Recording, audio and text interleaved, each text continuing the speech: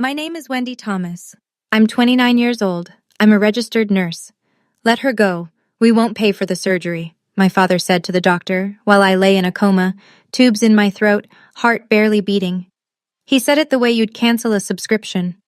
No hesitation, no trembling voice. He signed the do not resuscitate order at 11:18 on a Tuesday night. Not because the doctors told him I was beyond saving, but because the billing department told him the number. That was all it took. A number. And when I woke up 3 weeks later, bruised, broken, barely able to lift my own head, I discovered that the DNR wasn't even the worst thing he'd done while I was unconscious. What I did in the next 24 hours didn't just change my life. It collapsed his, and he never saw it coming. Because he forgot one thing about me. Before I go on, please take a moment to like and subscribe, but only if you genuinely connect with this story. Now, let me take you back 7 months earlier, to the day my grandmother died and everything started to unravel. I was born with a hole in my heart, a ventricular septal defect. That's what the cardiologist called it. I was 4 years old when they opened my chest. The surgery took 11 hours. The bill took my parents 20 years to forget. Or rather, it took my mother 20 years to forget. My father never did. You know how much you cost this family, Wendy? I was 8 the first time he said it. I'd asked for new sneakers. Mine had a crack along the sole and my socks got wet every time it rained. He was sitting at the kitchen table with a stack of medical bills. He didn't look up. $214,000. That's what you cost. I didn't get the sneakers. By the time I was 12, I'd stopped asking for anything. By 15, I was babysitting 3 houses on our block to pay for my own school supplies. By 18, I signed my first student loan, alone, while my older sister Meredith packed for the state university my parents were funding in full. Nobody questioned it. Meredith got a car at 16. I rode the bus. Meredith got her tuition paid. I got a repayment plan. Meredith got birthday dinners at restaurants. I got cake from a box and a card signed by my mother only. And I accepted all of it. That's the part that's hardest to explain. I wasn't angry. I genuinely believed I owed them. My father had repeated it so many times, you cost this family everything, that the debt felt as real as the scar on my chest. I carried it the way I carried my nurse's badge, every single day, without thinking. The only person who never mentioned that debt was my grandmother, Lillian. Lillian Price lived alone in a small brick house on Elm Street in Norristown, Pennsylvania. 2 bedrooms, 1 bathroom, a porch swing that creaked when the wind blew. She'd lived there for 41 years, raised my mother there, buried my grandfather from there, and kept the garden alive through every winter since. I started visiting her every Saturday when I was 23, fresh out of nursing school, drowning in student debt. I'd drive 40 minutes each way, bring her groceries, check her blood pressure, sit on that porch swing and listen to her talk about nothing and everything. She never once said, "You owe me." She said things like, "Tell me about your week, sweetheart," and, "Did you eat today?" And once, near the end, her hands shaking, her voice barely above a whisper, she said something I didn't understand. "I've taken care of things for you, Wendy. When the time comes, a man named Kessler will find you." I smiled and squeezed her hand. I thought she was confused. She got like that sometimes, or so I believed. She was 84. I assumed it was the medication talking. My father hated that I visited her. "You're wasting gas," he'd say. "She doesn't even remember your name." That was a lie. Lillian was sharp until her last breath. She remembered everything, including things my father wished she'd forget. She died on a Thursday in March, quietly, in her sleep, in that brick house on Elm Street. My father organized the funeral, small, quick. He didn't let me read a eulogy. "Keep it short," he said at the door of the funeral home. "We're not making a spectacle." I stood in the back row and said goodbye in silence. Lillian had said Kessler would find me. I didn't know who Kessler was. Not yet. It would take a coma, a signed death order, and 4 days in a hospital bed before that name meant anything at all. 3 months after Lillian's funeral, I was driving home from a 12-hour overnight shift at the hospital. It was 4:17 in the morning. Route 202, light rain. I remember the clock on my dashboard because I was calculating how many hours of sleep I could get before my next shift. 6 if I skipped breakfast, 5 if I showered. I never made that calculation again. The pickup truck ran the red light doing 50. It hit the driver's side of my car so hard, the frame folded inward like paper. I don't remember the sound. I don't remember the glass. I'm told I was conscious for about 90 seconds after impact, long enough for the paramedic to hear me say my name. Then nothing. Traumatic brain swelling, 4 broken ribs, internal hemorrhaging. The ER team at St. Catherine's, my own hospital, the place where I clocked in and out 5 days a week, opened me up within the hour. But the bleeding wouldn't stop. They needed a second surgery, a specialist, more time in the OR, and someone had to authorize it. I had no husband, no children. The emergency contact on my hospital file was the same name that had been there since I was 18, because my father had insisted on it. Gerald Thomas, next of kin. They called him at 10:30 that night. He arrived at 10:47. I know the exact time because the front desk logged it. He didn't go to my room first. He didn't ask the nurse how I was doing. He didn't ask if I was in pain or if I was afraid or if I had woken up even once. He walked straight to the billing department, and he asked one question: how much is this going to cost? I learned what happened next from a woman named Patricia Walsh. Everyone at St. Catherine's called her Pat. She was our head nurse, 28 years on the floor, a voice like gravel, and a memory that missed nothing. Pat was at the nurse's station when my father walked out of billing and found Dr. Richard Hale, the surgeon managing my case. She heard every word. "The second surgery," my father said.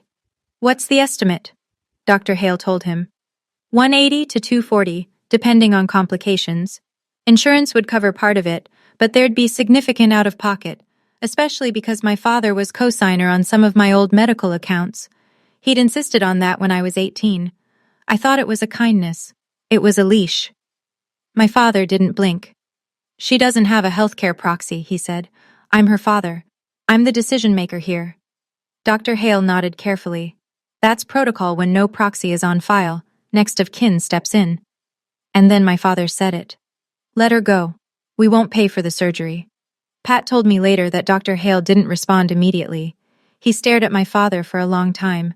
My father didn't look away. "She's been a financial drain her whole life," my father said. "Don't resuscitate." He signed the DNR form. His hand was steady, no hesitation.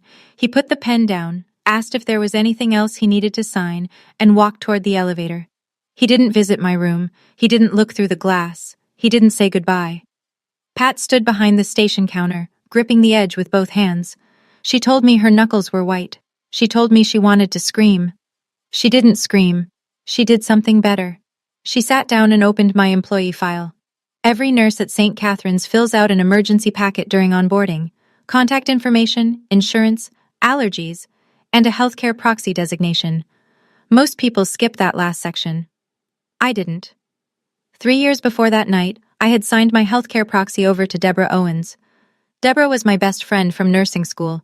She lived 45 minutes away in Cherry Hill, New Jersey. She was listed clearly on my employee file: name, phone number, relationship. Pat found it in under 2 minutes. She called Deborah at 11:14 p.m. Deborah picked up on the second ring. Pat told her what had happened: the accident, the coma, the surgery that needed authorization, and a father who had just signed an order to let his daughter die. Deborah didn't ask questions. She said, "I'm leaving now." She drove 90 minutes through rain. She walked into St. Catherine's at 12:51 a.m. with her driver's license, a copy of the proxy form she'd kept in her filing cabinet, and hands that were still shaking. She revoked the DNR. She authorized the surgery. Dr. Hale scrubbed in within the hour. My father was already home by then, asleep. He had no idea the DNR had been overturned. As far as he knew, the machines would stop, and the hospital would call him in the morning with the news. Pat didn't call him. Neither did Deborah. Neither did anyone. Instead, Pat did one more thing before her shift ended. She opened an internal incident report, the kind that gets filed when a staff member witnesses a protocol concern. She documented every word my father had said, the timestamps, the DNR signature, and the fact that he had falsely claimed I had no healthcare proxy. She filed it, locked her computer, and sat in the break room alone for 20 minutes. Gerald Thomas went home that night believing his daughter would be dead by morning. He slept soundly. And the next day, he made his second mistake. the one that would cost him everything he owned. My father woke up the next morning expecting a phone call from the hospital. A time of death. Maybe a form to sign. He'd already rehearsed what he'd tell people. I could picture it, the catch in his voice, the hand over his heart. We lost her. The injuries were just too severe. But the call didn't come, not because anyone told him I was alive. It simply didn't come. And rather than call the hospital himself, rather than drive down and check on his youngest daughter, Gerald Thomas spent that Wednesday morning doing something else entirely. He went to steal my house. Here's what I didn't know at the time, what I wouldn't learn until weeks later.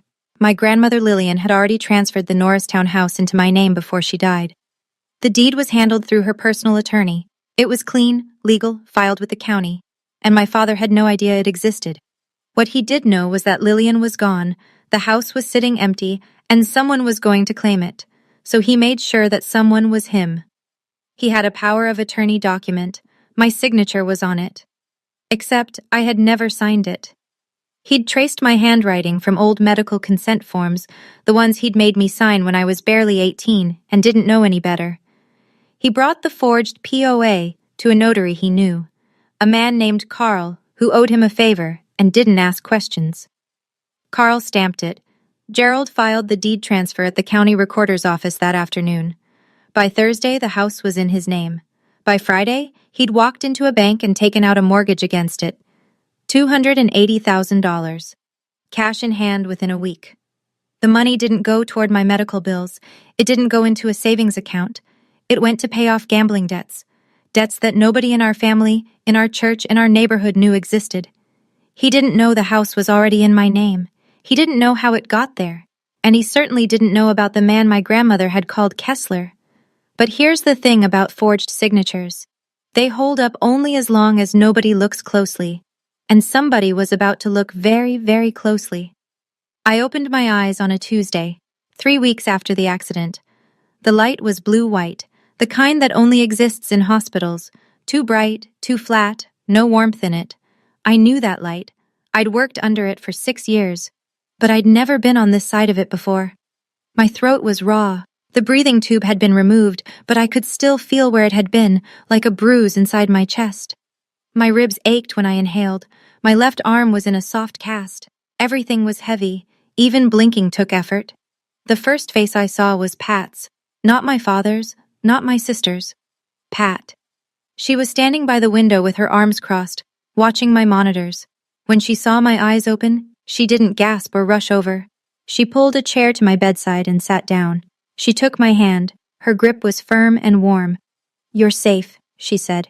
"I need to tell you some things. Not now, when you're ready." I tried to speak. My voice came out cracked, barely a whisper. "How long?" 3 weeks. Surgery went well. You're going to be fine." I closed my eyes again. Not because I was tired, because I was trying to remember how I'd ended up here. The truck, the red light, the sound of... The door opened. My father walked in at 2:17 that afternoon. The nurses logged it. I know because I checked later. He stood in the doorway for a moment. I watched his face carefully. There was something there, a flicker, half a second, before his expression rearranged itself into something softer, something practiced. I've read 1,000 faces in the ICU. Fear of losing someone looks different from fear of being caught. He rushed to my bedside. He grabbed my hand. Tears streamed down his cheeks. "Oh, sweetheart, we were so scared. Thank God you're okay." I looked at him, at the tears, at the trembling lip. "Hi, Dad," I said. Meredith sent flowers that evening. A generic bouquet from an online florist. She didn't come. 2 days later, I could sit up on my own. Pat waited until the afternoon shift change, when the hallway was quiet and the door could stay closed without anyone asking why. She pulled the same chair to my bed. She didn't sit down right away. She stood there for a moment, looking at me like she was trying to decide where to begin. "Just say it, Pat." She sat. "The night of your accident, your father came to the hospital." "I know. He told me he was here every day." "He wasn't. He came once. That night, he spoke to Dr. Hale. He asked about the cost of your surgery." I didn't interrupt. I kept my hand still on the blanket. "He told Dr. Hale you had no healthcare proxy." He said he was the sole decision-maker, and then he signed a do not resuscitate order. The room was quiet. The monitor beeped. I counted 3 beeps before I spoke. He signed a DNR. Yes. On me. Yes. What did he say, exactly? Pat looked at me steady. Let her go. We won't pay for the surgery. She's been a financial drain her whole life. I closed my eyes. Not because I was surprised, because I finally had the words for something I'd felt my entire life, the shape of a truth I'd always known but never heard spoken aloud. I was a line item, a cost, a number on a bill that never stopped growing. I opened my eyes. How am I alive? I found your proxy in your employee file, Deborah Owens. I called her. She drove here in the middle of the night and authorized the surgery. Is it on record, what he did? Incident report, filed and time-stamped, his exact words. I stared at the ceiling for a long time. Then I looked at Pat. Get me my phone. She reached into the drawer of my bedside table and handed it to me. I powered it on. 32 missed calls from my father. 11 from Meredith. I scrolled past all of them. I opened my contacts and found a name I hadn't called in months. A name my grandmother had given me, Kessler. The phone rang twice. This is Donald Kessler. The voice was calm, measured. The kind of voice that has read 10,000 documents and is surprised by none of them. Mr. Kessler, my name is Wendy Thomas. I think my grandmother... Miss Thomas. He cut me off gently. I've been trying to reach you for 4 months. I gripped the phone tighter. My ribs protested. I didn't care. He explained. Lillian Price had come to his office 2 years before she died. She sat across from his desk, sharp-eyed and clear-headed, and told him she wanted to make a will. Not through the family attorney, not through anyone her son-in-law might know, through him, privately, notarized by his own staff, sealed. The will was simple. The house on Elm Street in Norristown, to Wendy Marie Thomas. Solely. A trust account containing $85,000. To Wendy Marie Thomas. Solely. No other names. No conditions. It was probated 5 months ago, Kessler said. The court confirmed it. The deed transfer to your name was filed and recorded. I sent certified letters to your address. They were returned. I called your listed phone number. Someone told me you'd moved out of state and didn't want to be contacted. My father. That was my father's voice on the line, telling Kessler I was gone. I'm in the hospital, Mr. Kessler. I was in a car accident. I've been in a coma for 3 weeks. A pause. I'm sorry to hear that, Miss Thomas. The house, I said. Is it still in my name? A longer pause. Let me pull the current deed records. I'll call you back within the hour. I hung up and set the phone on my chest. Pat was still in the room, standing by the door. Your grandmother told me you'd call, Kessler had said before we hung up. She said, Wendy always comes through, just give her time. 1 hour.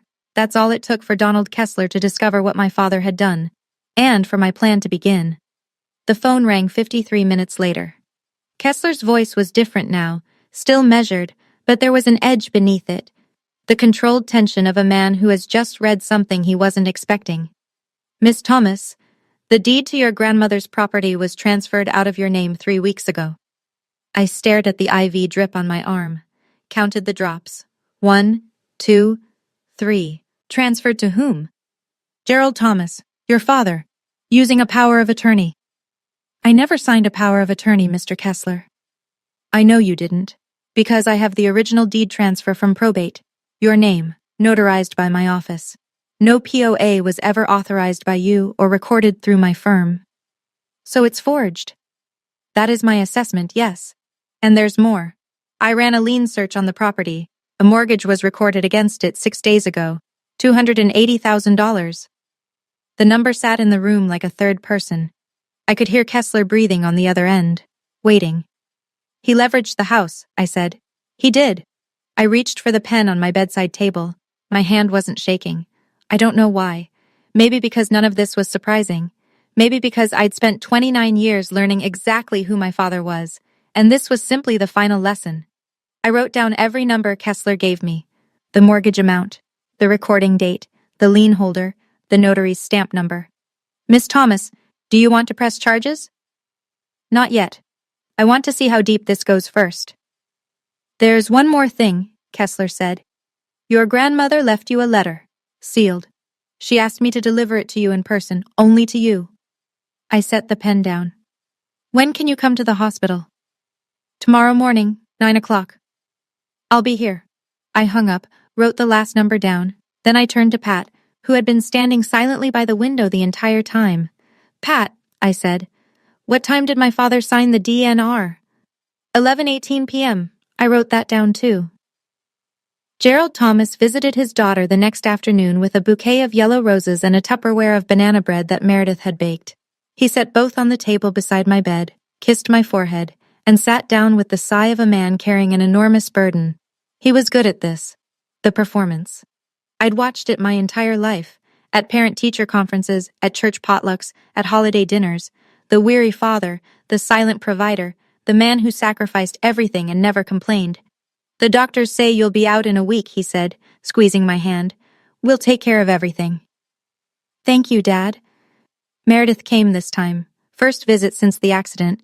She stood at the foot of my bed with her phone in her hand and a tight smile that didn't reach her eyes. We were so worried, she said. I couldn't sleep for weeks. I looked at her. She looked at the window. My father leaned forward, his voice low and warm. The voice he used when he wanted you to feel held. Don't worry about the medical bills, sweetheart. We'll figure it out as a family. That's what families do. That's what families do. The man who signed my death order was sitting at my bedside, holding my hand, telling me about family. As a family, I repeated. I squeezed his hand back. I smiled. He smiled too, satisfied. He thought the script was working. They stayed for 40 minutes. Gerald talked about the weather, the Phillies, a leak he'd fixed for a client on Saturday. Meredith checked her phone 11 times. Then they left. I watched the door close behind them. I sat still for 10 seconds. The room was silent. Then I picked up my phone and called Kessler. Mr. Kessler, when can you come? Bring the letter. Donald Kessler arrived at 9 the next morning. He was shorter than I'd imagined. A quiet man in a gray suit, silver-rimmed glasses, a leather briefcase that had seen decades of use. He shook my hand gently, mindful of the IV line, and pulled a chair beside my bed. Your grandmother spoke about you often, he said. Every meeting, she mentioned you.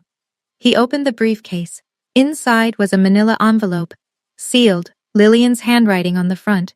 Just my name, Wendy. I broke the seal carefully. Inside was a single sheet of paper, folded twice. Her handwriting was thin but steady. She had written this while she could still hold a pen. Wendy, I know your father will try to take everything. He already has over the years. My pension, my savings, things I never told you because I didn't want to break the family apart. That was my mistake. Don't make it yours. The house is yours. The money is yours. Mr. Kessler has all the paperwork. Don't let anyone take what's yours, not even your father, especially your father. You are stronger than me, sweetheart. You always have been. I'm sorry I didn't say this while I could still hold your hand. I cried. For the first time since I'd woken up, since the accident, since Pat's words, since every cold revelation that had stacked on top of the last like bricks. I cried. Not because I was weak, because my grandmother had seen me. All of me. And she had planned for this moment the way she planned everything. Quietly, carefully, with love that didn't need applause. Kessler waited. He set a thick folder on the blanket beside me when I was ready. The original will, the probate records, the deed transfer in my name, and the lien search showing my father's mortgage. You have everything you need, he said. What do you want to do? I wiped my face, sat up straighter, my ribs screamed, I didn't care. I want to do this right. I want to do this publicly, and I want it done before Sunday. Kessler raised an eyebrow. What's Sunday? Our church holds its monthly community gathering. My father's a deacon. He never misses it. Okay, I need to pause here for a second. If you're watching this and thinking, I know exactly how this feels, or if you're sitting there wondering, what is she going to do on Sunday? Drop a comment right now. Tell me, should she confront him publicly or handle it privately? I genuinely want to know what you do. Now, back to the story. 5 days after I woke up, they discharged me. I was still sore, still slow, still bruised in places I couldn't see. But I could walk, I could think, and I could make decisions, which was all that mattered. My father arrived at 10 in the morning to pick me up. He'd brought a suitcase. "You're staying with us until you recover," he said. He didn't ask. He announced it. The way he announced everything. No arguments. "That's kind of you, Dad, but Deborah's picking me up. She has a spare room." His face changed. Not dramatically. Gerald Thomas never let the mask slip far, but the corners of his mouth tightened. "You'd rather stay with a stranger than your own family?" "She's not a stranger. She's been my emergency contact for 3 years. Something moved behind his eyes. A calculation. But it didn't land. He didn't connect it to the proxy. Not yet. "Fine," he said. He picked up the suitcase he'd brought and walked out without saying goodbye. That evening, Meredith texted, "Dad's upset. You're being ungrateful after everything he's been through." I read it. I set my phone down. I didn't respond. At Deborah's apartment, I sat at her kitchen table and called Kessler. We went over the timeline. He confirmed the filings. Court motion to void the fraudulent deed, police report for forgery, notification to the mortgage lender about the disputed title. Everything ready, everything in order. "Sunday," I said. "Sunday," he agreed. That night, my father called. I almost didn't answer, but I needed to hear it. "By the way," he said, his tone casual, almost rehearsed. "Grandma Lillian's house. I've been handling the estate stuff. Don't worry about it. I'll explain when you're feeling better." He was testing me, checking the perimeter, seeing if I knew. "Okay, Dad," I said. "Thanks for taking care of it." I hung up, set the phone face down on the table.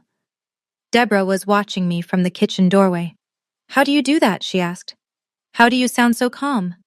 "Practice," I said. 29 years of practice. Let me tell you about my father's church. First Grace Community Church sits on a tree-lined road in a suburb west of Philadelphia. White steeple, red brick, parking lot that fills up every Sunday by 9:45. About 120 people attend weekly. Families, retirees, small business owners, teachers. The kind of congregation where everyone knows your name, your kids' names, and what you brought to the last potluck. Gerald Thomas had been a deacon there for 15 years. He ushered at the door. He read scripture from the lectern. He organized the men's breakfast. He shook every hand in the room after the service, looked people in the eye, asked about their kids. When the church needed a new roof, Gerald led the fundraising campaign. When someone's furnace broke in January, Gerald fixed it for free and wouldn't take $1. Pastor David mentioned him in sermons. A man of faith and sacrifice. That was the phrase. I'd heard it so many times I could feel it in my teeth.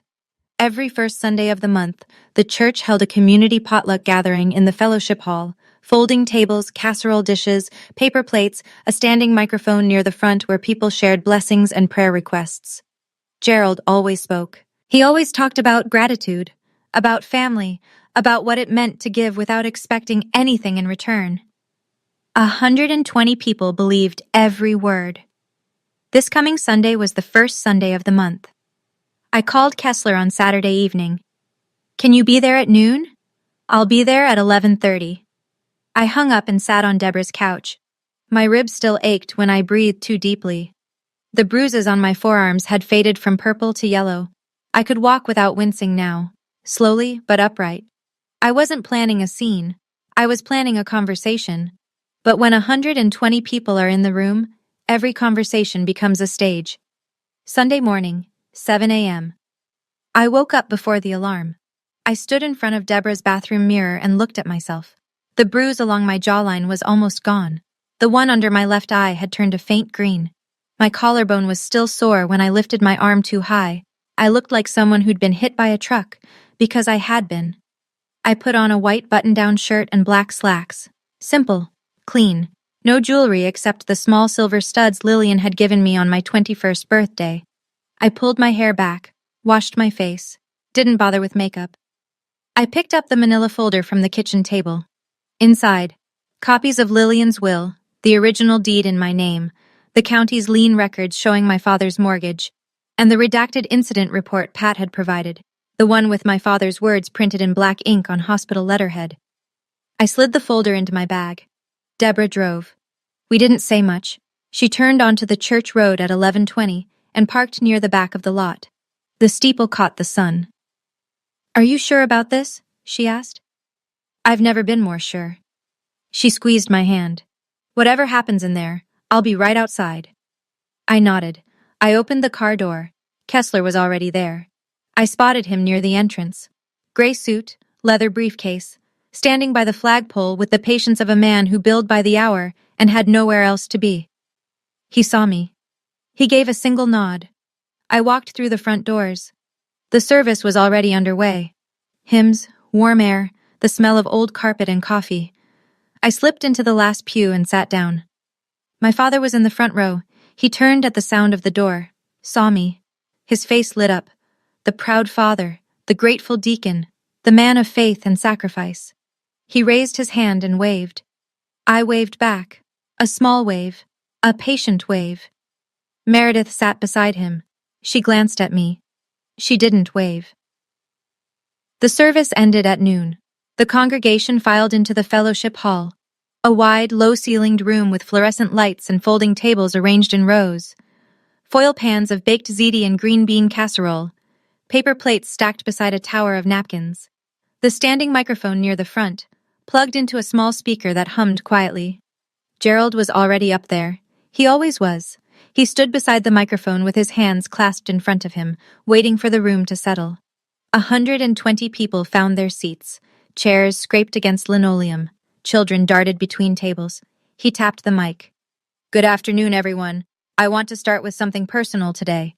The room quieted. "As many of you know, my youngest daughter Wendy was in a serious car accident last month.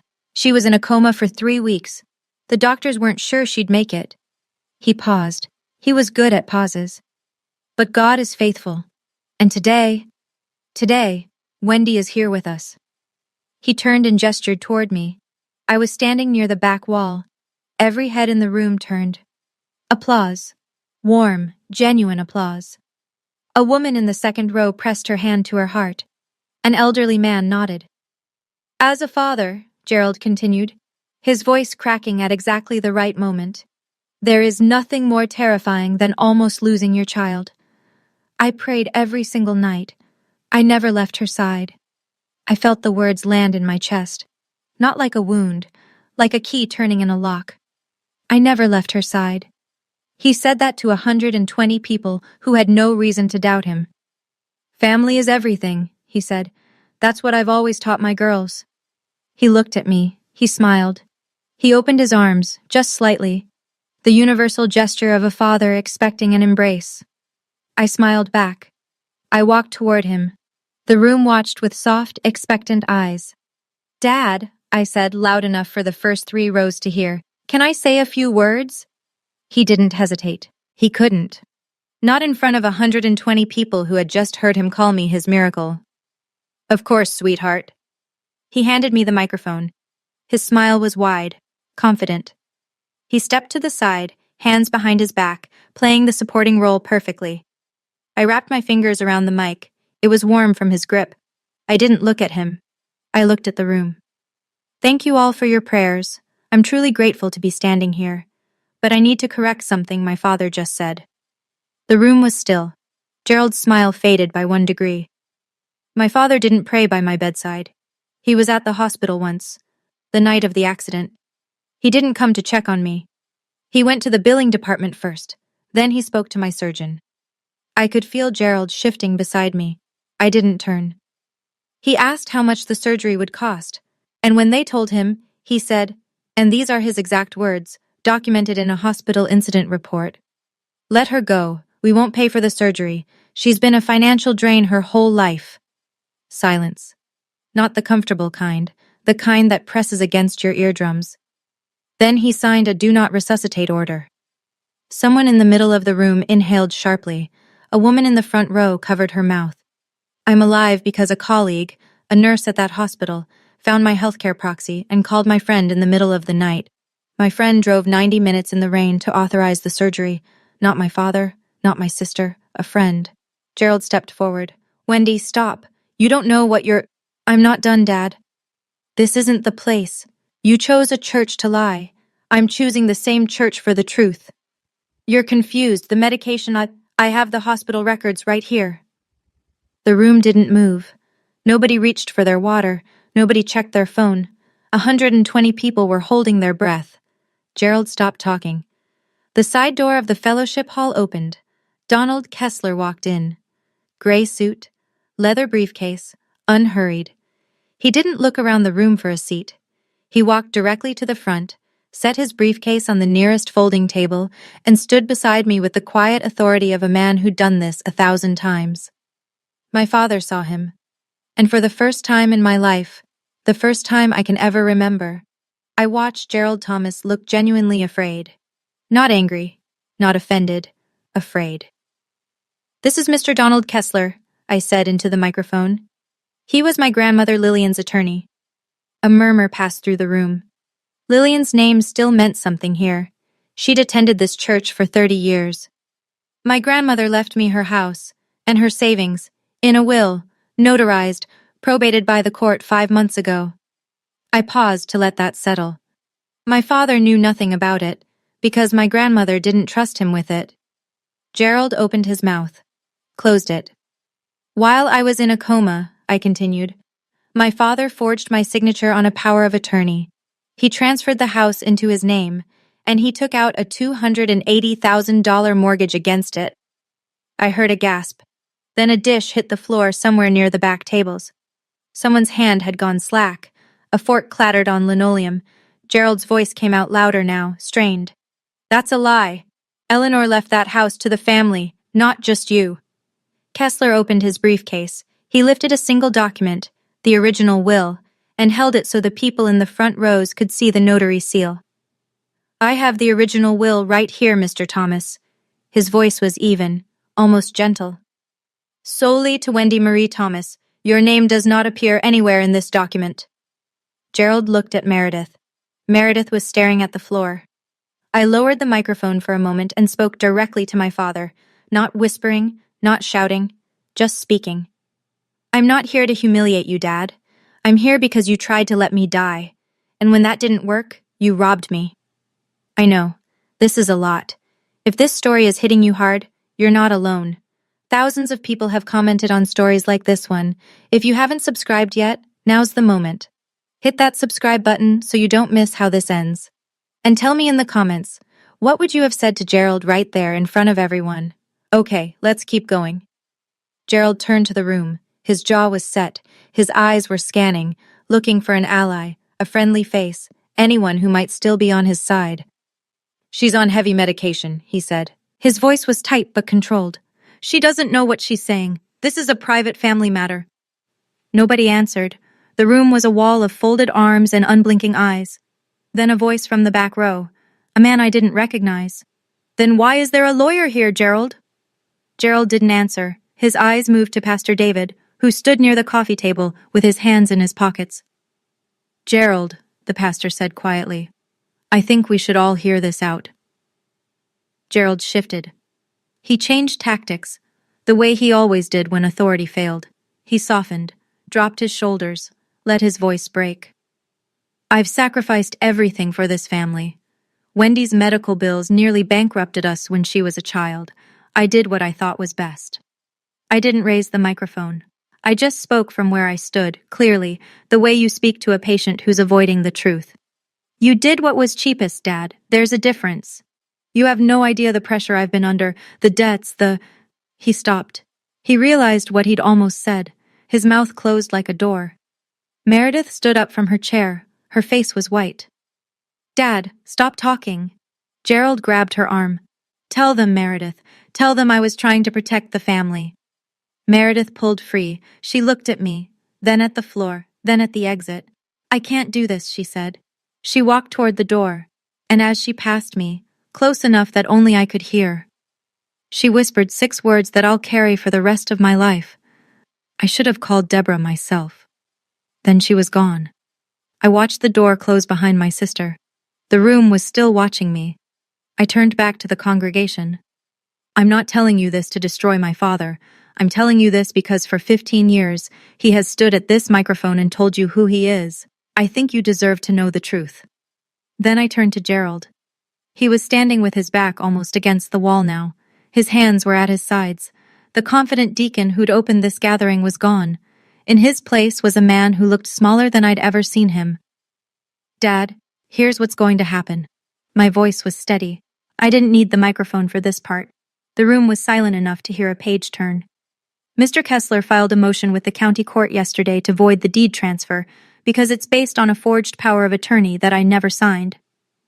Gerald's jaw tightened. "The bank that issued the mortgage has been notified that the title is disputed. The loan is frozen." His left hand began to tremble.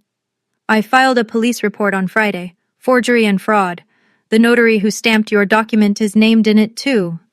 He took a half step backward. "You will be required to return the full $280,000, or you will face criminal charges." Gerald's voice came out raw, almost a whisper. "You'd send your own father to jail?" I looked at him. Straight on, no flinch. "You signed a paper to let your own daughter die."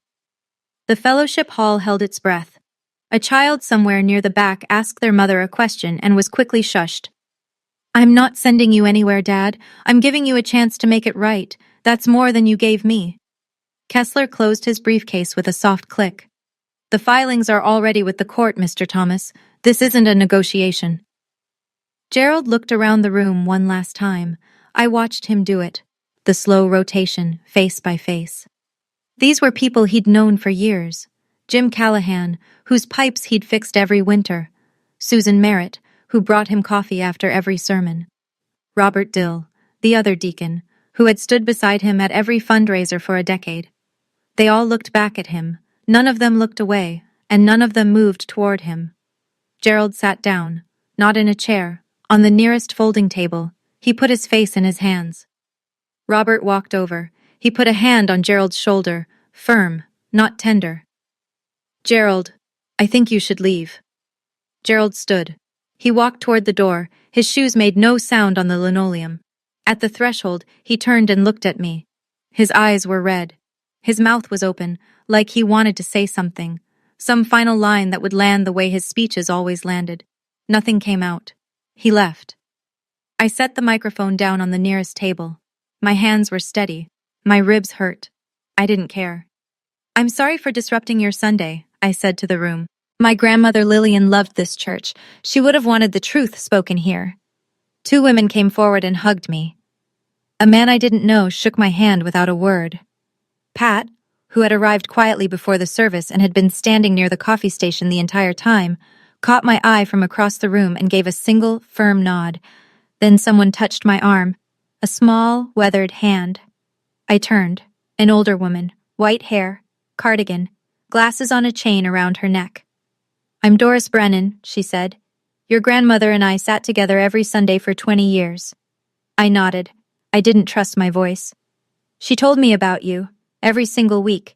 She was so proud of you, Wendy. She never stopped talking about you." I'd spent my whole life thinking I was invisible in this place, that nobody in my father's world had ever seen me. Lillian made sure that wasn't true. Within 24 hours, everything Gerald Thomas had built came apart. The bank froze the mortgage Monday morning. An attorney from the lender's fraud department called Kessler before noon. The title was flagged as disputed, the loan suspended. Gerald couldn't access the funds. He couldn't refinance. He couldn't sell. The $280,000 he'd already spent was gone, and the debt was now his alone, secured against nothing. The county court accepted Kessler's motion to void the deed transfer. Gerald was served with a summons at his home that afternoon. A process server knocked on his door at 3:15. His neighbor was getting the mail and watched the whole thing. The police opened a formal investigation into the forgery and fraud. The notary, Carl, was named in the report. By Tuesday, Carl had hired his own attorney and was cooperating with investigators. Gerald was on his own. Word traveled through the church faster than any sermon ever had. Gerald was asked to step down as deacon by a unanimous vote of the board Tuesday evening. Robert Dill called him personally. Gerald didn't argue. He didn't show up to the meeting. His plumbing clients started canceling. 3 on Monday, 5 more by Wednesday. Most of them were church members. One of them, Jim Callahan, texted him a single sentence: "Don't come to my house again." Gerald called me at 10 that night. I answered. "You destroyed me," he said.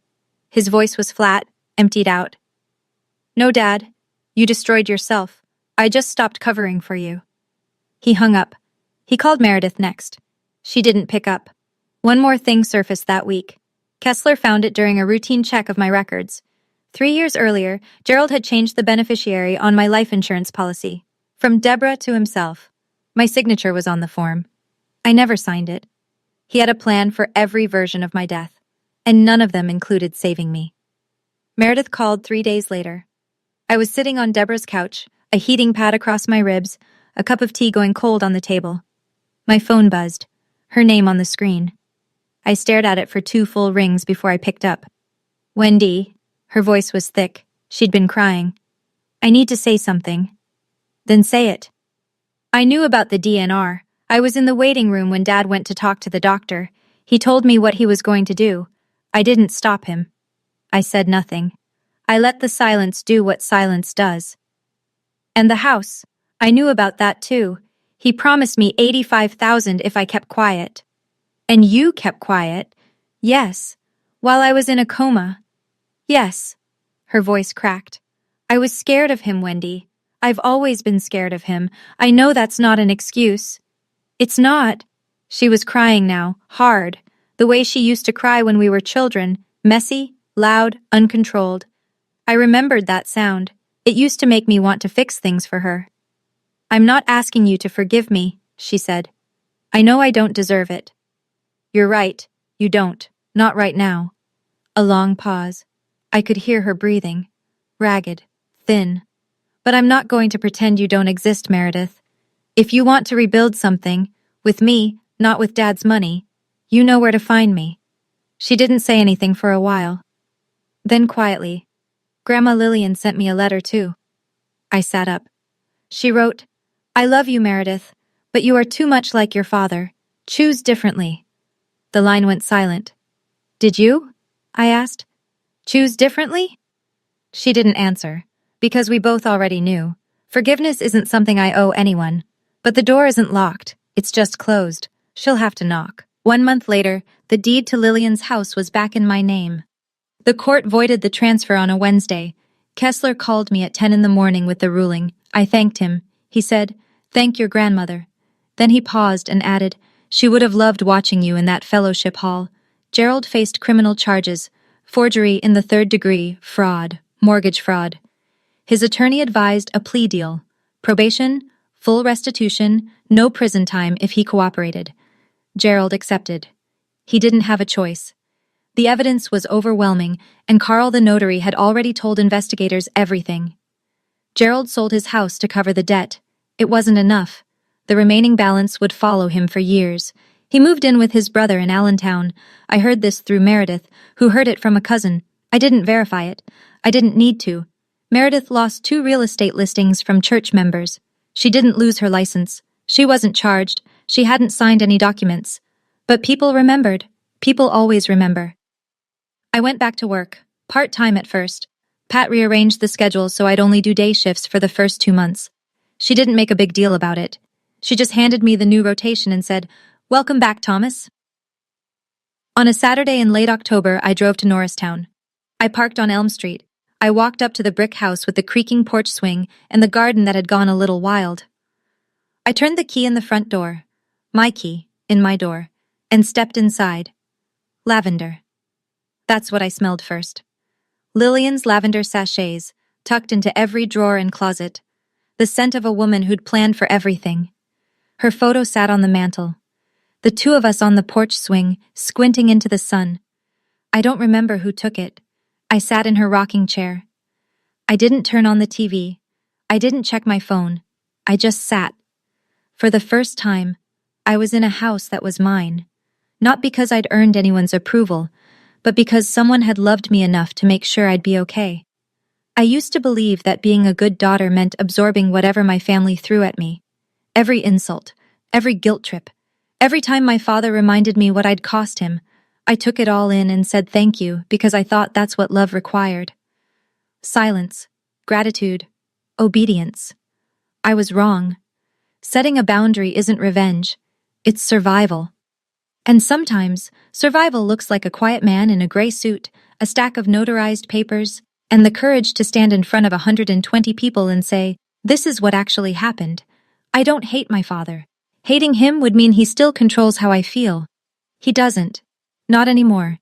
He is a man who made terrible choices driven by debts he was too proud to admit and an addiction he was too ashamed to face. That doesn't excuse what he did. But it does explain why I don't need to carry his weight on my shoulders any longer. If you're watching this and you see yourself anywhere in my story, in the guilt, in the silence, in the bone-deep belief that you owe people who have hurt you, I want you to hear this clearly. You don't. You don't owe anyone your health. You don't owe anyone your home. And you certainly don't owe anyone your life. My grandmother Lillian taught me that. Not with lectures, not with shouting. With a letter, a house, and a lawyer named Kessler. I still go to church, by the way. Different church, same God, smaller congregation, friendlier coffee, and I sit in the front row. Not because I need to be seen, because I'm done hiding in the back. Thank you for staying with me until the very end. If Wendy's story resonated with you, or reminded you of someone you love, leave a comment below. Tell me, what boundary have you set that changed your life? I'd love to hear your story. And if you want more stories like this one, check the description. There's one waiting for you that I think you'll connect with even more. Subscribe, and I'll see you in the next one.